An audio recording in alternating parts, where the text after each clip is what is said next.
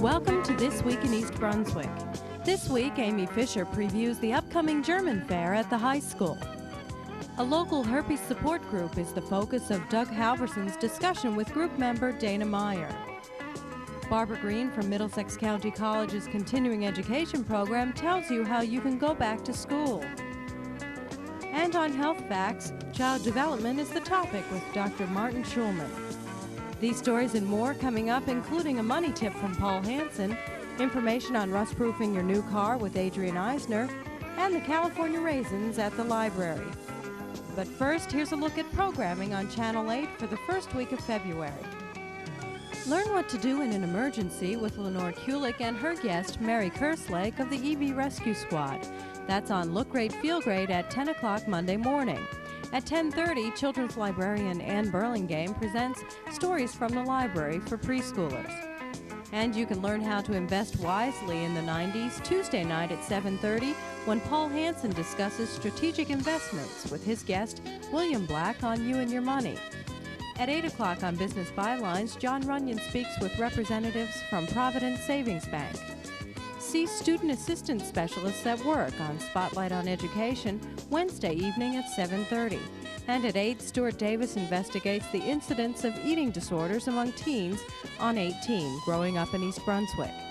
This Week in East Brunswick returns Thursday night at 7 and 8, and at 7:30, Ken Shalhoub speaks with Toby Del Giudice, a clinical social worker who works with men who batter. Find out what help is available for the men and their families on Let's Talk Health. Check the Community Bulletin Board for scheduled recasts and high school sports coverage. Hello, I'm Art Lippman, and I'd like to invite you to join me for an evening with Mel Torme and Helen Reddy at the State Theater in New Brunswick. This event will take place on Tuesday, February the 13th at 8 p.m. in the beautiful State Theater. Like they say, there's no place in this state like the state.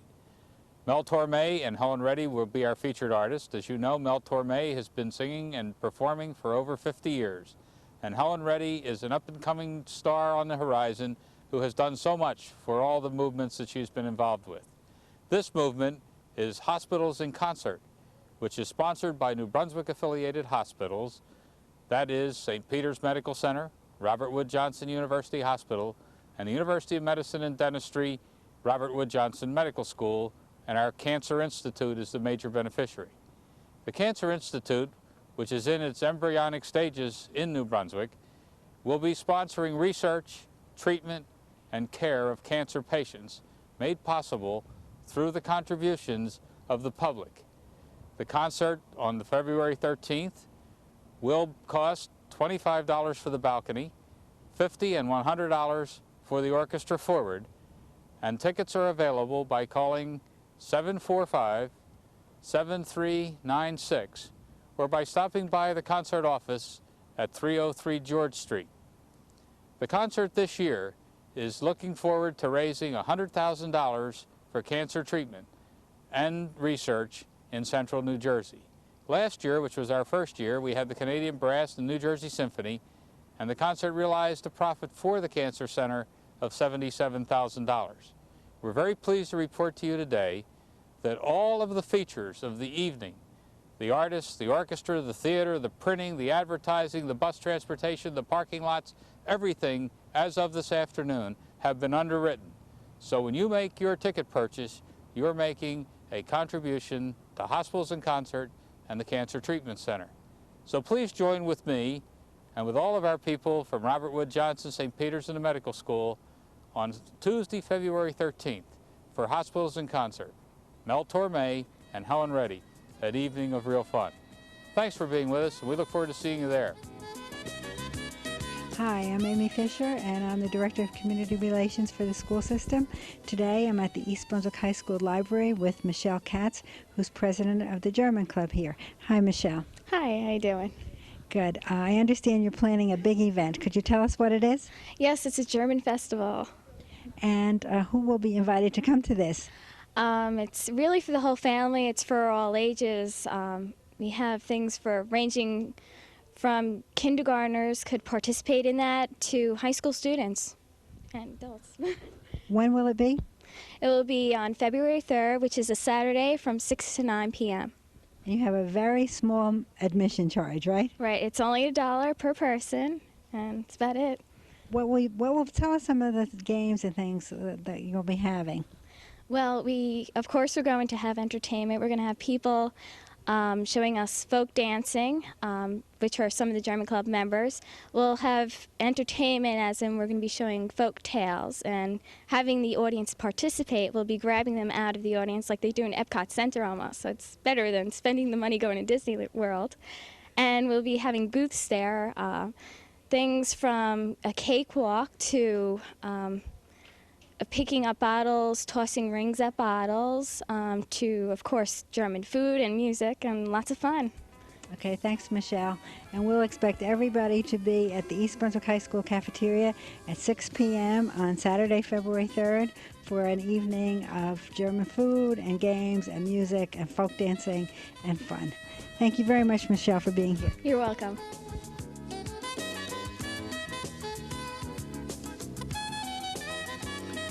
Welcome. I'm Doug Halverson, Director of Consultation and Education for the Middlesex County Mental Health Clinic. With me today is Dana Meyer. Dana is the chairperson of the herpes support group that meets in this area and a longtime East Brunswick resident. Dana, thanks for being here. Dana, what is the East Brunswick, or what is the herpes support group, and why is a support group useful for people suffering with herpes? Well, first of all, the support group is mainly for people with genital herpes. The necessity of it is that we need to know that there are other people out there like us that can really understand what it's like to have herpes. We also get together to share information on new medicines that are coming out, methods of preventing transmission, and basically just to talk about getting along in the world with herpes. Mm-hmm. So one function of the group then is a kind of a source for technical information, mm-hmm. Current medical information, that kind of thing. Yes. But my hunch is that there's another function that really is served too, something about support. You call it a support group. Yes. Okay, what's that function? How does that work? Well, you can't really pinpoint just one thing. Mm-hmm. Basically, a lot of the time when we come to the group, we talk about problems with telling people that we care about that we have herpes. Sometimes we suffer rejection as mm-hmm. a result, and basically we're there just to tell each other that we're good people. Mm-hmm. So then one of the clear intents is to help members cope with a fair amount of social stigma? Yes, yes.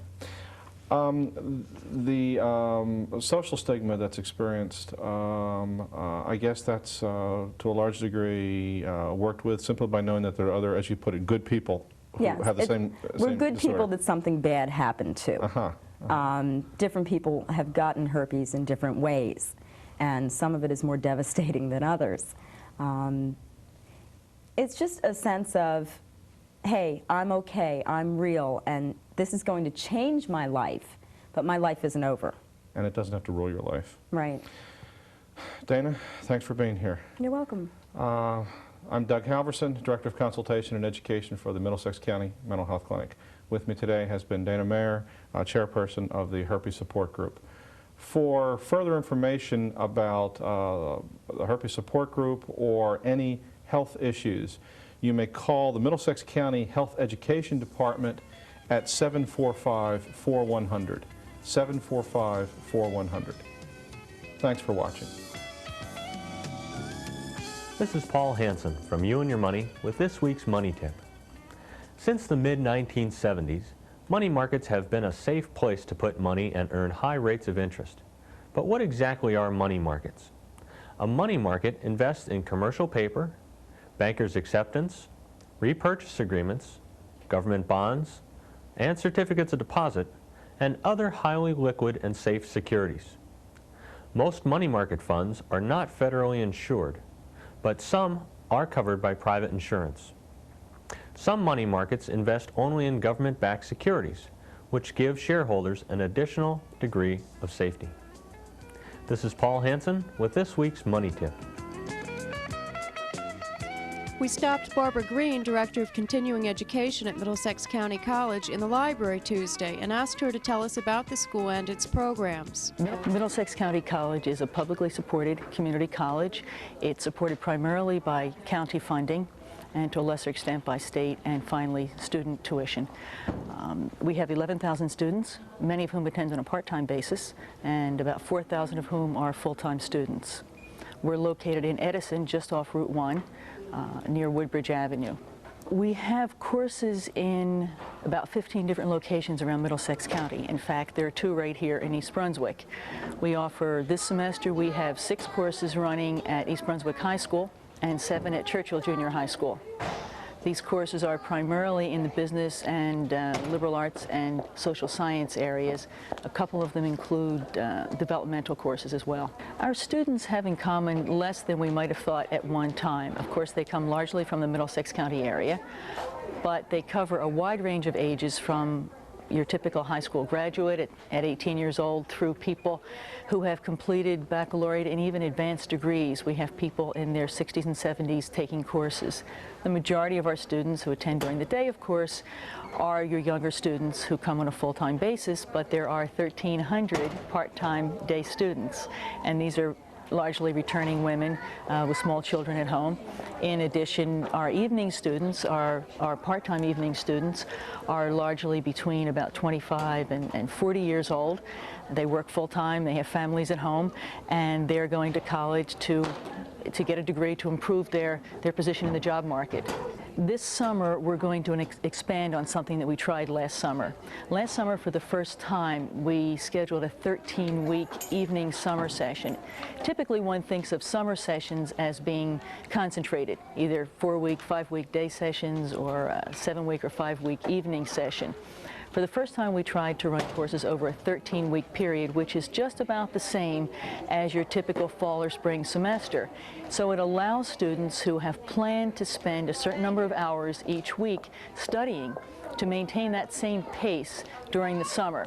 Whereas they may not be able to double the amount of time per week they would spend on their studies, they can continue through the summer and take a summer course on this 13-week semester. So this summer, we're going to double the number of offerings that we do in that format. There are 2 partnerships that we're very proud of at this point. One is what we call the Asset Program. This is a partnership with Ford and Ford Lincoln Mercury dealerships where students attend for 2 and a third years at Middlesex County College. They take their academic courses at the college, and at the same time they go to a specially developed training facility at the Ford plant in Edison for technical training. And they alternate semesters. They study full-time one semester, and the next semester they work as technicians in a local dealership, a Ford or Ford Lincoln Mercury dealership, as a technician in the service area. So that by the time they're finished, not only do they have a strong academic and training background, but they've made connections with dealerships, and the opportunities for employment, of course, are enhanced greatly.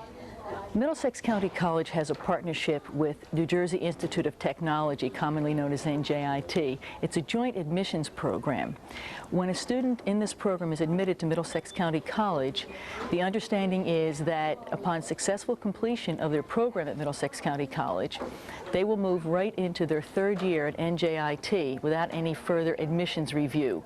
So if they come into a mechanical engineering technology curriculum at M.C.C, successfully completed, they can move into the corresponding program at NJIT and get their bachelor's degree in 4 years. For more information about full-time programs of study and the programs that I've mentioned, the ASSET or Joint Admissions Program, a person should call 906-2510.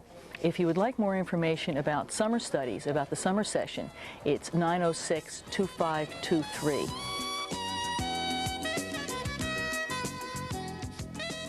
The library's children's department announces the California Raisin Reading Club for readers only.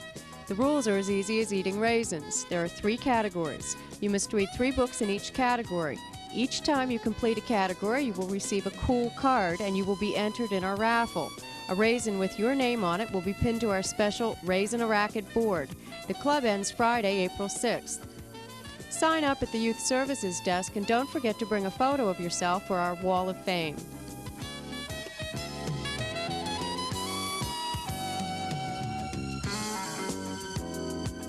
The other spots I've done this month have focused on adult speech and language problems. Now let me talk about the speech and language troubles of children. This is, after all, a large part of the practice of any speech pathologist. So let's talk about speech and language disorders in children. Speech and language are naturally developing skills. They should develop along with the child with no special help.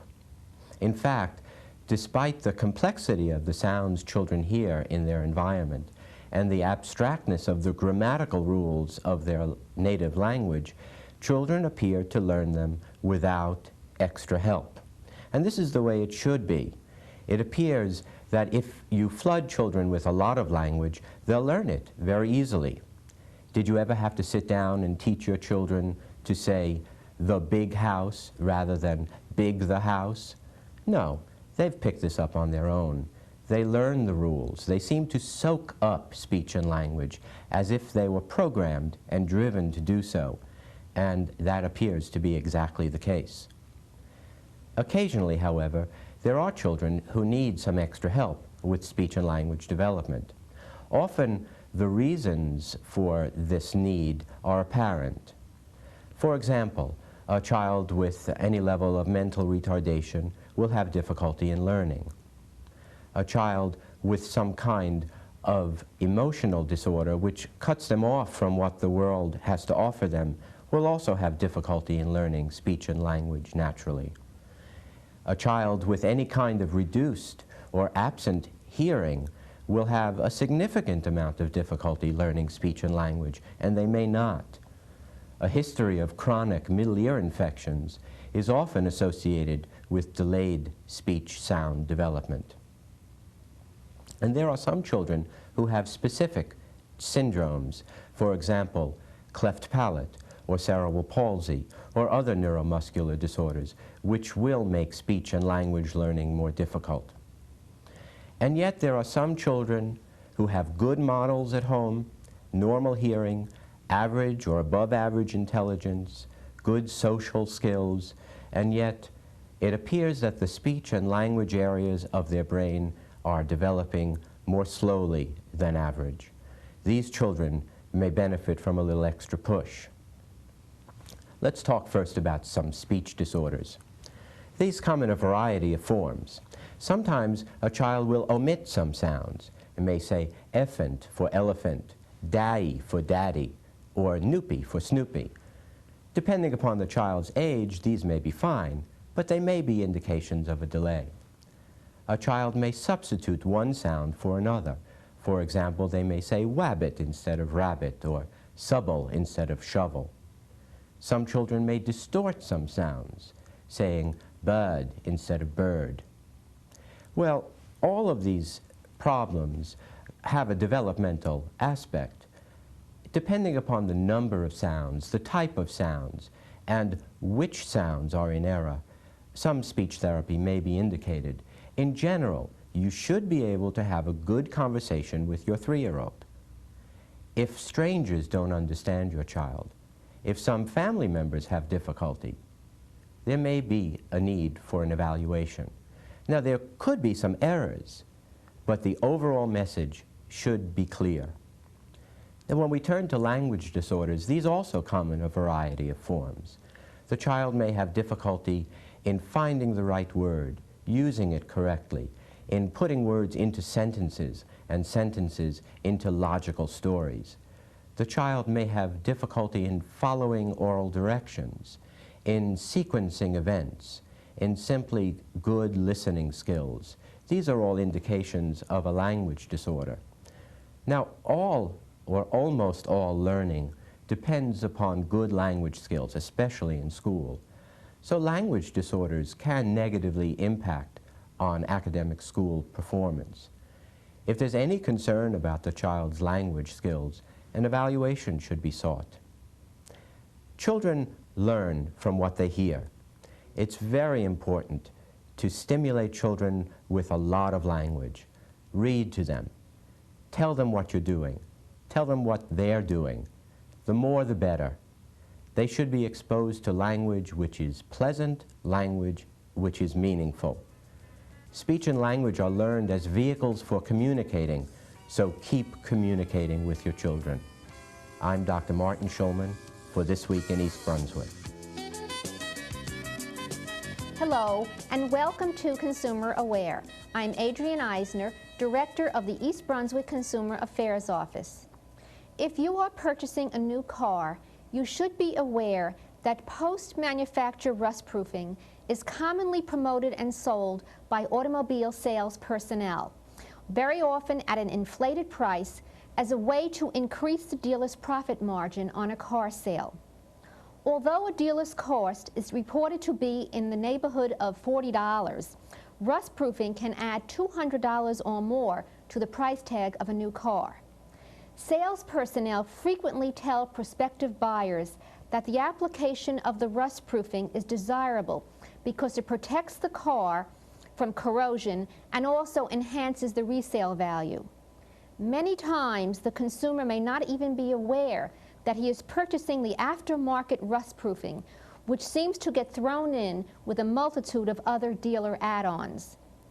Consumers should be aware that in some instances, the manufacturer may have already applied the rust protection with its own warranties and may even recommend against another application post-manufacture.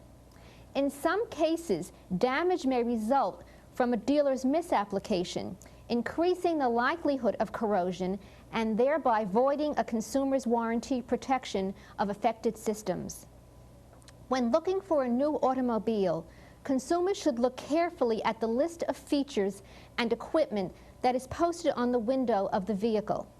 Determine what options are added by the dealer. If rust-proofing is an add-on made by the dealer, discuss the process used to install the rust-proofing and review any warranties available. Possible loss of warranty protection and potential for increased likelihood of corrosion is important information which a car buyer ought to have available for consideration when the salesperson is promoting rust-proofing's desirability.